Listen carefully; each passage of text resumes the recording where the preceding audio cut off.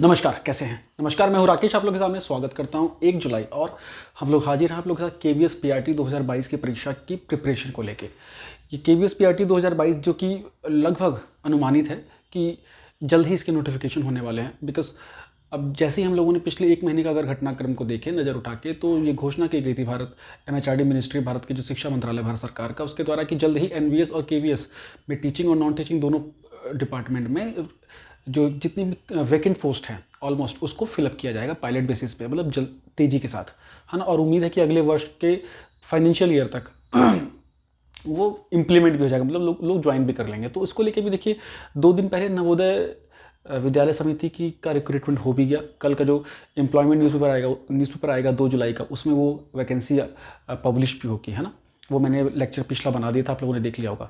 तो ये बिल्कुल ये चीज़ें सटीक बैठ रही हैं और ये उम्मीद मानी जा रही है कि जल्द ही केवीएस का भी नोटिफिकेशन होगा। पीआरटी, टीजीटी, पीजीटी, लाइब्रेरियन, इसके साथ साथ प्रिंसिपल, वाइस प्रिंसिपल, जो भी एलडीसी शायद भी हो सकती है, ये होती हैं। तो इसमें हम लोग जो केवीएस पीआरटी को लेकर ये हमारी चीज़ें हैं, और केवीएस पीआरटी का में बहुत ज़्यादा कुछ बदलाव होने की उम्मीद नहीं है। अगर हम सिलेबस के पॉइंट ऑफ व्यू में बात करें तो क्लासेस शुरू करने से में पहला हमारा पॉइंट सिलेबस को लेके होता है, ताकि आप लोगों के पास तो ये होना चाहिए कि सिलेबस एटलीस्ट लिख के रख लीजिए अच्छे से और उस पर काम करना शुरू कर दीजिए। केवीएस कुछ उन डिपार्टमेंट में से है जो कि बहुत क्लियर सिलेबस देता है और काफ़ी फॉलो भी करता है अपने सिलेबस को। हमारे पास 2 तरीके हैं। तरीके ये हैं कि जब तक नोटिफिकेशन नहीं आ पा रहा है तब तक हम इस सिलेबस के अनुरूप ही करेंगे, और बहुत कुछ अगर बदलाव होगा तो सिलेबस की इसी चीज़ों में थोड़ी सी और चीज़ें ऐड हो जाएंगी। पेपर और ओपन अप होगा। ओपन अप का मतलब प्योर टीचिंग टाइप की का अगर कंटेंट रिड्यूस ही होगा, जनरलाइज कंसेप्ट बढ़ेगा, है ना। इसी को ध्यान में रख के प्रिपरेशन करनी है। जनरलाइज कंसेप्ट मतलब जो इंटेलेक्चुअल एबिलिटी वाली चीज़ें बढ़ेंगी, जिसमें कि साइंस को आप कह सकते हो, ईवीएस कह सकते हो, जीएस कह सकते हो, करंट कह सकते हो, है ना। ये पोर्शन इंक्रीज ही होंगे। बाकी अभी का जो पैटर्न है बिल्कुल बैलेंस लग रहा है, जिसमें 150 मार्क्स की परीक्षा होती है और उसके बाद फिर इंटरव्यू होता है 60 अंकों का। 150 मार्क्स की परीक्षा में अगर आप देखें तो 90 से 95 के बीच में मतलब प्रीलिम्स निकल जाता है, इंटरव्यू की कॉल आ जाती है। लेकिन आपको अगर श्योर शॉट होना है तो एटलीस्ट 110 से 115 मार्क्स लाने होते हैं। मैं जनरल कैटेगरी की बात कर रहा हूँ। 110 से 115 मार्क्स अगर हम आ जाएँ, आदर्श रूप से हम ये बात करें कि 3000 वैकेंसी आएंगी, तो लगभग आपको इंटरव्यू में अगर आप ठीक ठाक अंक भी ले आते हैं तो फाइनल सिलेक्शन की ओर आप चले जाते हैं। तो इसके लिए हमें ध्यान देने वाली बात है कि इस 150 वाले जो पेपर है इसमें किस तरीके से चीज़ों को लेकर आगे बढ़ना है। तो पहले इसको फटाफट ब्रशअप कर देते हैं। अगर आप सीरियस कंटेंडर हैं, आप ऑलरेडी इस चीज़ों को जानते होंगे। चलिए फटाफट मैं बता दूं, पहले अंत तक इसको जरूर देखिएगा, आपको निश्चित रूप से फ़ायदा होगा। ये इसमें जो हमारा जनरलाइज जो सिलेबस है, इसमें 150 मार्क्स की जो परीक्षा होती है 150 मार्क्स की, ये 2 से 3 हिस्सों में होती है। 3 हिस्सों में। इसका जो पहला हिस्सा होता है वो होता है जनरल हिंदी, मतलब सामान्य हिंदी, और सामान्य इंग्लिश, मतलब जनरल इंग्लिश। ये 10-10 मार्क्स की होती है, ठीक। 20 मार्क्स का हो गया, ठीक है। अब बाकी जो सेकंड पोर्शन है वो ये होता है। सेकंड पोर्शन, दूसरा भाग होता है। इसमें करीब 50 नंबर का कंटेंट हम देखते हैं, जिसमें जीएस और करंट अफेयर से बोलते हैं 10 मार्क्स में, 10 मार्क्स में रीजनिंग, 10 मार्क्स में आईसीटी या कंप्यूटर, जिसको आप बोल लीजिए कंप्यूटर लिटरेसी, और 20 मार्क्स में आपका पैडागोजी। शब्द दिया हुआ पैडागोजी, लेकिन हमें पैडागोजी साइकोलॉजी दोनों देखनी पड़ती है। टीचिंग में अगर देखा जाए तो डीएसएसबी जैसी परीक्षा में 50% वेटेज इसकी होती है, और यहाँ पे मुश्किल से 10 से 12% की वेटेज है। इसीलिए जो नॉर्मली और भी एग्ज़ाम को प्रिपेयर कर रहे हैं वो लोग भी इस एग्ज़ाम को निकाल लेते हैं, है ना। ये इसलिए यहाँ बस ओपन एंडेड एग्जाम ही हो जाता है। तो ये हो गया पहला पोर्शन, आपका हो गया 20 अंक का। दूसरा पोर्शन आपका हो गया 50 अंक, तो टोटल हो गया 70। तीसरा पोर्शन होता है सब्जेक्ट कंसर्न्ड, वो होता है 80 अंकों का। तो उस 80 अंकों में क्या है, 20 मार्क्स में हिंदी इंग्लिश है, 20 मार्क्स में साइंस है, 20 मार्क्स में ईवीएस है, और 20 मार्क्स में आपका मैथ है। वो मैं भी डिस्कस करूंगा एक चीज़ को, ताकि आप अच्छे से चीज़ें फिट कर लें। अब इनके लिए सामान्य हिंदी, सामान्य इंग्लिश के क्या है। हिंदी के लिए आप एक किताब को अच्छे से पकड़िए, राघव प्रकाश की किताब आती है, बहुत अच्छी किताब है ना। मैं कोशिश करूँ उसकी पीडीएफ आपको टेलीग्राम ग्रुप में दे दूँ। राघव प्रकाश एक अच्छी बुक है, काम हो जाएगा। नहीं तो एक ऑब्जेक्टिव हिंदी की भी बुक आती है आर एस अग्रवाल पब्लिकेशन से, एस चांद पब्लिकेशन, सॉरी, वो भी अगर आप कर लें तो भी काम आपके लिए ठीक होगा। इंग्लिश के लिए आर एस अग्रवाल पब्लिकेशन की बुक बहुत सफिशिएंट है, जनरल इंग्लिश के लिए बोल रहा हूँ। जीके के लिए मेरा कंटेंट से बाहर नहीं आएगा, कंप्यूटर जो मैं करा दूँगा उससे बाहर नहीं आएगा। रीजनिंग और पैडागोजी, रीजनिंग बहुत बेसिक होती है, 10 नंबर की है। अभी भी आप अगर बैठेंगे तो 10 में से आपके 5 से 6 क्वेश्चन सही हो जाएंगे। तो रीजनिंग आप तब करना जब लास्ट मोमेंट होगा, उसमें इतनी एनर्जी आपको वेस्ट करने की नीड नहीं होती है, सीरियसली बता रहा हूँ मैं। बात है पैडागोजी की, पैडागोजी में मेरी पीडीएफ मेरे लेक्चर सफिशिएंट हो जाएंगे जो हम देंगे। ये चीज़ें निकल गई। वैसे अगर आप बेस बनाना चाहते हैं तो एस के मंगल की किताब बहुत अच्छी है, एस पी सरोहा के क्वेश्चंस बहुत अच्छे हैं, वो मैं सारे आपको कराऊंगा। अब देखिए, अब मुद्दा हम करते हैं दूसरी बात का, जो हमारा 80 नंबर का जो सब्जेक्ट स्पेसिफिक है वो हमारा है ये, जिसको आप लोग बोलते हैं, ये 80 नंबर का ये हिस्सा है। यहाँ पे आपको अपनी कंपिटेंस अच्छे से दिखानी होगी। 80 नंबर में क्या आएगा, कोर लैंग्वेज का मतलब हिंदी इंग्लिश भी आएगी, ये दोनों 20 मार्क्स में होंगे, ठीक है। 20 मार्क्स में आपका साइंस होगा, 20 मार्क्स में मैथ होगा और 20 मार्क्स में आपका ईवीएस होगा बच्चे। अब यहाँ देखिए 10-10 नंबर की वो हिंदी और इंग्लिश, 20 नंबर की है, मतलब अब टोटल हिंदी इंग्लिश हमारी 150 में से होगी 40 मार्क्स की, 20 की हिंदी 20 की इंग्लिश, ठीक है। अब हमारा जो साइंस हो गई वो मोटी मोटा 20 मार्क्स और ईवीएस और मैथमेटिक्स। अब हम देखेंगे सिलेबस पहले। तो इंग्लिश के लिए जो मैंने आपको किताब बोली है सफिशिएंट है। अब इसमें देखिए आपको प्योर ग्रामर टाइप की चीज़ें दिखेंगी, articles, prepositions, verbs, adjective, tenses, auxiliaries, active passive voice, reported speech, punctuation, letter writing, formal informal letter जो हो गया, essay on current issues, speech vocab, idioms and phrases, antonyms synonyms, methods of teaching English at elementary level, ठीक है, ये हो गया। हिंदी में सामान्य रूप से प्योर व्याकरण, मतलब जो कोर कंपिटेंसी, मतलब आपको व्याकरण का ज्ञान होना चाहिए, उसमें ग्रामर का, इसमें व्याकरण का, ठीक है। इसमें अगर ध्यान से देखें तो भाषा, संज्ञा, सर्वनाम, क्रिया, विशेषण, क्रिया, अवयव, लिंग, पुल्लिंग, वचन, एक वचन, बहुवचन, वाक्य रचना, विलोम, विपरीतार्थक शब्द, समरूपी, भिन्नार्थक शब्द, मुहावरे, अलंकार, विराम चिन्ह, पद परिचय, एकार्थी शब्द, अनेकार्थी शब्द, अनेक शब्द, एक शब्द, तत्सम, तद्भव, समास, लोकोक्तियाँ, मुहावरे और पैसेज। अगर आप आज भी इस पेपर को उठाएं, देखिए मैं मान के चल रहा हूँ कि आप सीरियस स्टूडेंट हैं, सीधी बात है, और सिर्फ टाइम पास करने वाले का सिलेक्शन देखो होगा भी नहीं, ठीक है। मैं ये मानता हूँ कि आप थोड़ी भी सीरियस हैं तो इसमें से 20 में से 10 अभी आज की डेट में आप ले आओगे। तो आप, मेरा कहने का मतलब क्या है कि इतने मार्क्स आप अभी ले आओगे, इसका मतलब क्या है कि आपको कुछ ऐसे विषय हैं जो बहुत ज़्यादा फोकस करने हैं, कुछ ऐसे विषय हैं जिनमें आप कम प्रिपरेशन में भी अच्छे क्वेश्चन नंबर ले आ सकते हो। आपको स्मार्ट प्रिपरेशन करनी है। मैं नहीं बोलूँगा कि आपको 150 में से 140 लाने हैं, रियलिस्टिक नहीं हो गया, सबके IQ बराबर नहीं होता है। लाने वाले 140 ले आते हैं लेकिन सबके नहीं आते हैं, लेकिन हाँ 115-20 भी ले आएंगे तो भी आपको अच्छा सिलेक्शन मिल जाएगा, इवन अच्छा रीज़न भी मिल सकता है ना। क्वालिफाई तो आप 95 से 100 के बीच में भी हो जाएंगे, लेकिन इंटरव्यू में वहाँ आपको जान लगानी पड़ जाएगी, 48-50 से ऊपर लेने होंगे 60 में से। अब देखिए साइंस को 3 हिस्सों, साइंस देखिए यहाँ से चीज़ें इसको बहुत पकड़नी आसान है। जनरल साइंस को मैं पहला ये देख रहे हैं, ये पोर्शन है बायो का बच्चे, bio plus human geography, living world, ये वर्ड लिखा हुआ लेकिन वर्ल्ड है ना, लिविंग नॉन लिविंग सब आ गया, ह्यूमन बॉडी, मानव शरीर, यहाँ से जम के क्वेश्चन आते हैं। मैं जो ये साइंस करा दूंगा उससे बाहर नहीं आएगा, मैं जो EVS करा दूंगा उससे बाहर नहीं आएगा, ये निश्चित रूप से बता रहा हूँ। ह्यूमन बॉडी, हमारे बॉडी में जितने अंग हैं, रेस्पिरेशन का जो सिस्टम है वो, प्लस हमारे जितने इंपॉर्टेंट अंग हैं, आइज से लेके हमारे हार्ट, हमारा लीवर, हमारे किडनीज़, हमारा डाइजेस्टिव सिस्टम, हमारा रेस्पिरेटरी सिस्टम, ठीक है, हमारा नर्वस सिस्टम, बस यहाँ इसका मतलब ह्यूमन बॉडी से यहाँ ऐसे क्वेश्चन आएंगे। प्लांट लाइफ, पूरा प्लांट किंगडम हो गया। Natural vegetation and wild life food.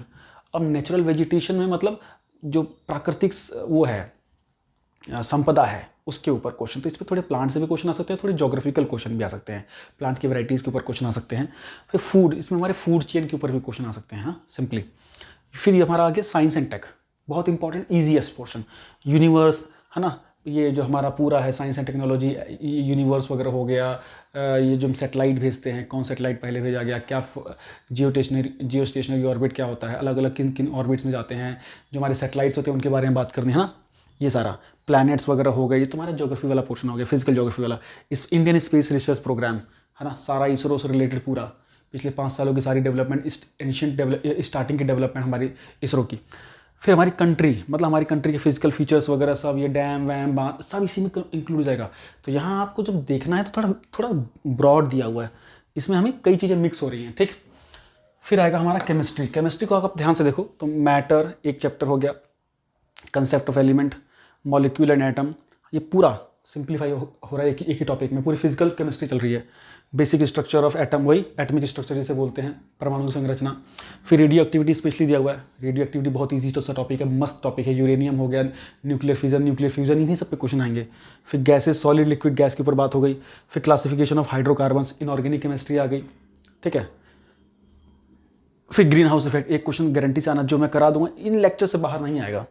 Photosynthesis बहुत इजी कंसेप्ट है। फिर हमारी फिजिक्स आ गई। फिजिक्स में आप देखेंगे तो मैकेनिक्स का सारा पोर्शन इन्होंने दिया हुआ है। मैकेनिक्स में जैसे कि मोशन मतलब गति, इसमें विस्थापन, डिस्प्लेसमेंट, डिस्टेंस, सब कुछ, वेलोसिटी, यूनिफॉर्म वेलोसिटी सारा डिफाइन करने वाला, ठीक है। Acceleration, time, velocity, idea of uniform motion, circular motion, non uniform motion, inertia, momentum, force, acceleration.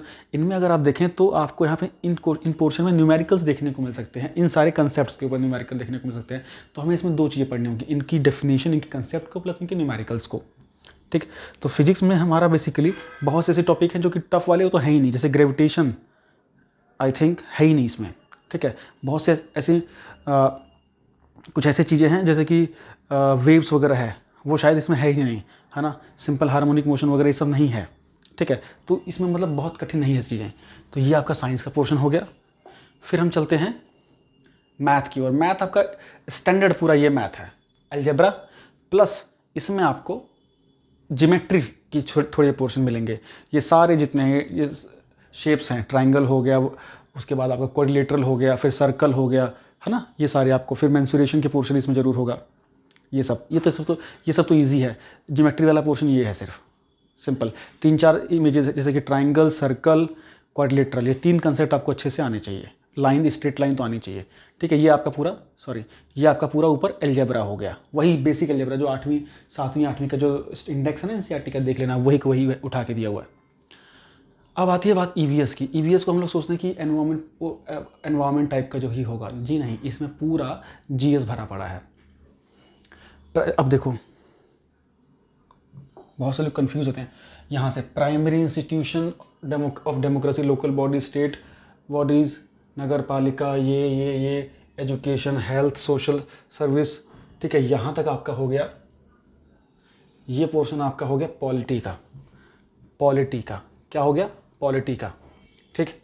इसके आगे यहाँ से ये सारा पोर्शन हो गया सेंसस का, ठीक है, 2011 की सेंसस। फिर ये हमारे हो गए एजुकेशन और ह्यूमन डेवलपमेंट, ये HDI इंडेक्स को स्पेशली डिस्कस करना है, वो थोड़ा इकोनॉमिक्स वाला पोर्शन हो गया। अब हमारी आगे बीमारियाँ, कॉमन डिजीज़, ठीक है। मैंने इन पे जो लेक्चर लिए हैं ना, अभी भी आप खोज के देख लीजिए, वाकई में शानदार हैं वो, उससे बाहर चीज़ें नहीं आएंगी।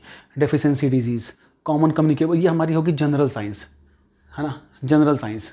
फिर हमारे हो गए आपदाएँ, फिर हमारी होगी जीवन रेखाएं, transport and communication, impact, natural resources, कौन सा डैम कहाँ है, कौन सा नेशनल पार्क कहाँ है, कौन सा बायोस्फीयर कहाँ है, इस टाइप की चीज़ें। भारत की फिजिकल टेरेन कैसा है ना, उत्तर में हिमालय है, दक्षिण में पठार, इसके कंसेप्ट के ऊपर। फिर हवा, पानी और मृदा, इसके ऊपर क्वेश्चन आएंगे, है ना, वही सारे mineral data, metal, non metal, ये सब सारे।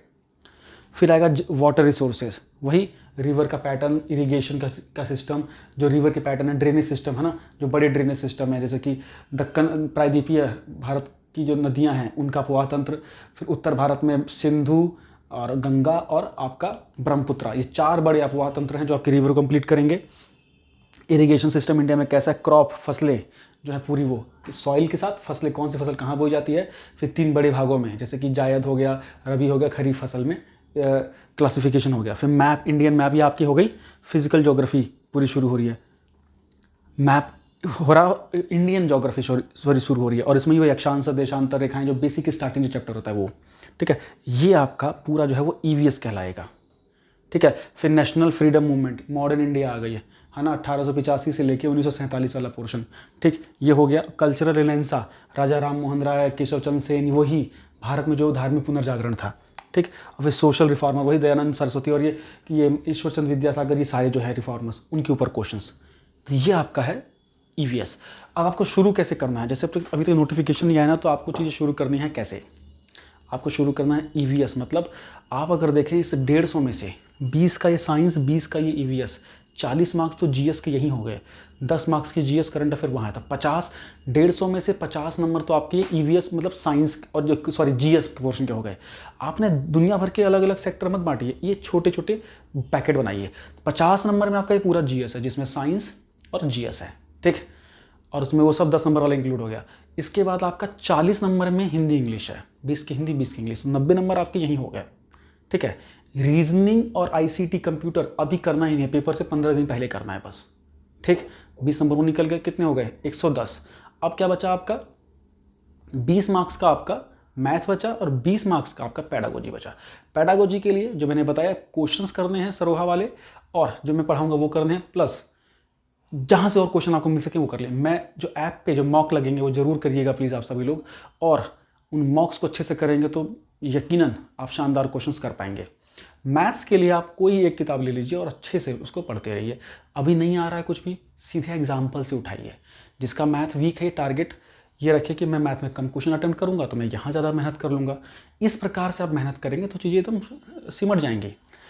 आपको बहुत ज़्यादा ये मत सोचिए कि डेली आप सारे विषय पढ़ेंगे, तो मेरे हिसाब से अभी सारा फोकस आप अपने जीएस पोर्शन ईवीएस पोर्शन पे करिए। ईवीएस साइंस और जीएस 50 नंबर ये आपके सीधे हैं। हिंदी 20 नंबर में की जो रहेगी वहाँ बहुत अच्छा स्कोर कर सकते हैं। इजीली आप 110 से मैं एक रियलिस्टिक अप्रोच बता रहा हूँ, आप पहुँच सकते हैं। अब देखिए जैसे हमारे ईवीएस से क्वेश्चन है, जो ईवीएस का आपका अगला लेक्चर आएगा, जैसे मैंने बताया था, ये देखते हैं। एक मिनट मैं इसको ज़रा डाउनलोड कर लूँ, है ना। अब ये आप ईवीएस के क्वेश्चन मैं आपके सामने खोल रहा हूँ। ऐसे ईवीएस के क्वेश्चन अगर आप करेंगे तो आपको जाके फ़ायदा होगा और ये चीज़ें ठीक भी लगेंगी। टेलीग्राम ग्रुप में मैंने कल कुछ क्वेश्चन किसके हिंट दिए थे, कुछ क्वेश्चन दिए थे मैंने, और वहाँ कुछ क्वेश्चन देते रहेंगे हम लोग ताकि आपकी प्रैक्टिस भी होती रहे। ठीक है, इस बार ये भी हो सकता है कि हमारे जो शायद पेपर इस बार ऑनलाइन हो जाए, तो ऐप पे ऑनलाइन क्वेश्चन की प्रैक्टिस प्लीज़ ज़रूर करिएगा। ऐप अभी तक इंस्टॉल नहीं किया, जरूर करिए, एम करती है ऐप, है ना। अब देखिए इस तरह के क्वेश्चन है, जैसे पौधे के किस भाग से दालचीनी प्राप्त होती है, मतलब प्लांट के किस पोर्शन से जो दालचीनी जो होती है, जो आप लोग यूज़ करते होंगे लकड़ी की तरह होती है ना। अब ये होता है आप लोगों को कितना रियलिस्टिक है, कितना अवेयर है, आपको देखना ही नहीं पड़ेगा, सीधे पता है कि उसका जो छाल है ना वही होता है ना। उसकी छाल, उसकी जो ऊपर का जो ऊपर का हिस्सा होता है ना पेड़ का, वो सीधे आंसर निकल जाएगा। क्वेश्चन ये बोलेगा एनवायरमेंट प्रोटेक्शन एक्ट कब पास हुआ। आपको पता है कि कितने 3-4 एक्ट है जिसमें से हर साल कोई ना कोई क्वेश्चन आता है, पेपर में आएगा environment protection act, environment protection act है 1986 वाला जो आपका है। इस प्रकार की ये क्वेश्चन पूरा कराऊंगा, 50 क्वेश्चन की सीरीज है। अब इसके अंतर्गत हम क्या करेंगे, यहाँ पे आपको कंसेप्ट के साथ ऑब्जेक्टिव क्वेश्चंस खासतौर से करेंगे। इसके साथ साथ हमारे केवीएस के अलग से क्लासेस भी चलेंगे, आप चाहें तो वो भी ज्वाइन कर सकते हैं। चैनल बने रहिए। जो भी क्वेरी है आप 7678668827 पे व्हाट्सअप करिए, जानकारी ले लीजिए उन क्लासेस के लिए भी। और ये जो लेक्चर्स हैं इनको मिस मत करिएगा। सीरियसली 5 से 6 महीनों में एक आप अच्छा अटेम्प्ट होते हुए देखेंगे। आप टीचर बन पाएंगे कि नहीं, आप सिलेक्शन ले पाएंगे कि नहीं, मेरी बातों से ज़्यादा आपकी मेहनत पे डिपेंड करेगा, है ना। ये मेहनत आपकी है। उम्मीद करता हूँ चीज़ें आपकी समझ में आ रही होंगी। और पढ़ने के लिए अब ज़्यादा मटेरियल नहीं, मटेरियल कई बार पढ़ना होगा, वही बेसिक सी बात। ठीक है, चलिए मिलते हैं नेक्स्ट वीडियो में। नेक्स्ट वीडियो में इस पीडीएफ को फिनिश करेंगे, फिर आगे काम शुरू करते हैं। अभी का टारगेट क्या है, साइंस और जीएस पे लगना है आपको। Thank you so much, bye bye.